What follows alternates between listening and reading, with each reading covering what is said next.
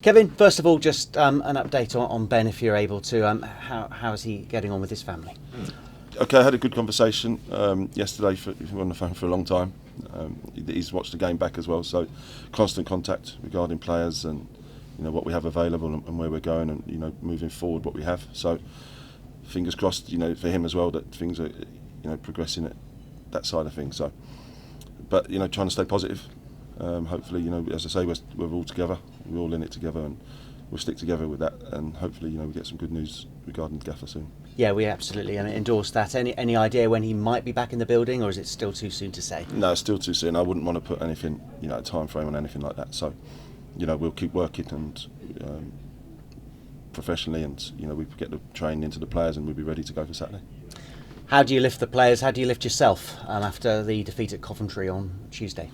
Listen, that's football. It happens. We've all been there before. You lose games. The good thing is you've always got another one. Big game to go to, and what I want to respond in. Top of the table. We go there and positive. Try and get a result. We got one or two come back from injury if we can. Obviously, the players that we've signed are available, so we'll be able to freshen it up in a couple of places.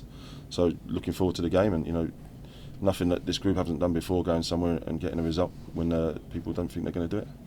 As they say in football, not many people outside of Bristol Rovers will give you any hope on Saturday. What hope do you give Bristol Rovers, and how do you beat the league leaders away from home in your current form?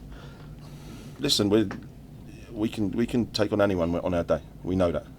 We got ourselves into a position in the league because of how hard we work, our resilience, our togetherness, and we've got a bit of quality as well with that. So we'll be prepared, have a game plan going there, how we're going to go and get a result, and nothing to fear at all.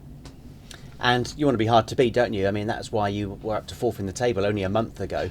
Does it start at the back, stop conceding goals, and then at the other end, do you produce more chances and score goals? Because Johnson's been on his own the last couple of games. Yeah, absolutely. I think that's football. You keep him out one end. So, yeah, we need to back to basics, being hard to beat. Resilient and not giving up too many chances, and putting our bodies on the line when we need to, which we've done well all season. At the other end, obviously, we need to create more. We know that, but from a solid base. We put an attacking structure in that we think will cause them problems.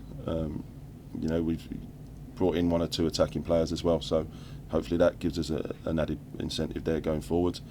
And we look to be positive and at the right times create chances. We want to create more chances. We know that. And we won't judge, say, the defence on Coventry, because generally the defence has been fantastic. But is the time coming for Tom Davies maybe to just come back into the side? Is he a welcome addition now? There's a few. Hopefully, there's they weren't involved the other night. Tom's one of them who's on the bench.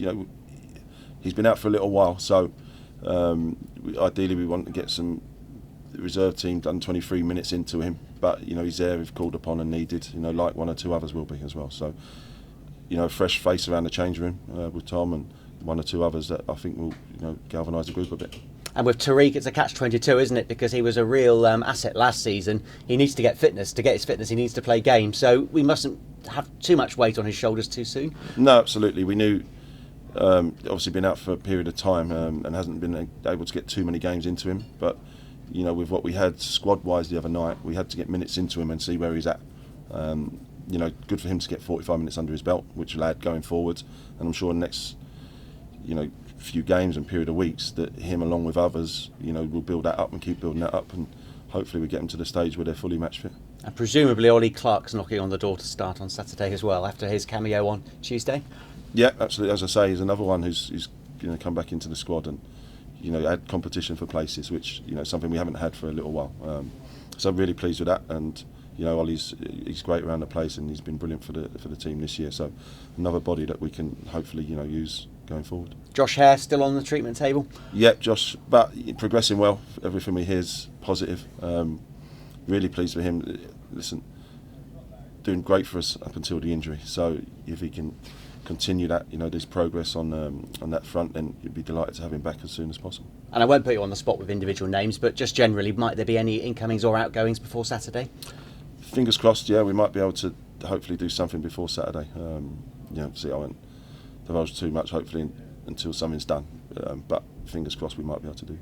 I mean, does that? I mean, yeah, I was going to say, is it important that while Ben's not here, you're still able to do business because it's January and you don't get much of an opportunity to add to your squad? Yeah, absolutely. I think there's communication right through the squad, through the team, the backroom staff and the manager. So that's still progressing. As long as he gets the players he wants and can add what he wants, then that's nothing changes on that front. They're all working together with recruitment, and that side of things will continue to work. Why Rotherham top of the league? What are their strengths? Listen, I think we played them early in the season, and you could see how strong physically they were. The tempo and intensity they play at.